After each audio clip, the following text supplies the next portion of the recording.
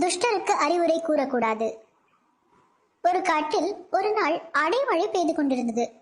அப்பொழுது அந்த காட்டில் இருந்த ஒரு குரங்கு மழையில் நனைந்து நடுங்கியவாறு ஒரு மரத்தடியில் ஒதுங்கி நின்றது. அந்த மரத்தில் இருந்த பறவை ஒன்று கூடு கட்டி தன் குஞ்சுகளுடன் மழைக்கு நனையாது பாதுகாப்பாக உட்கார்ந்து கொண்டிருந்தது. மரத்தடியில் குரங்கு நனைந்து நடுங்குவதை பார்த்ததும் பறவைக்கு குரங்கு மீது இரக்கம் வந்தது. மனம் பொறுக்காமல், குரங்காரே, என்னை பாரும், வெயில் மழையிலிருந்து என்னையும் என் குஞ்சுகளையும் காப்பாற்றிக் கொள்ள கூடு கட்டியிருக்கிறேன். அதனால்தான் இந்த மழையிலும் நாங்கள் சந்தோஷமாக இருக்கிறோம்.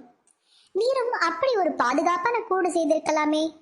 கூடு இருந்தால் நீர் இப்படி நனைய மாட்டீரல்லவா என்று புத்தி சொன்னது. இதை கேட்ட குரங்காருக்கு கோபம் சீறிக்கொண்டு வந்தது. உன்னை விட நான் எவ்வளவு வலுவானவன், எனக்கு நீ புத்தி சொல்கிறாயா?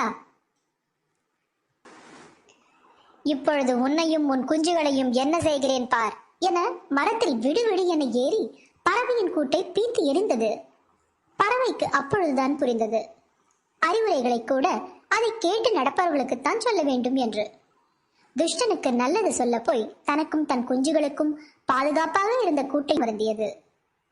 நாமும் ஒருவர் அறிவை வழங்கும் முன் அதனை ஏற்று நடப்பாரா என்று புரிந்து கொண்ட பின்னரே அறிவுரை வழங்க வேண்டும்.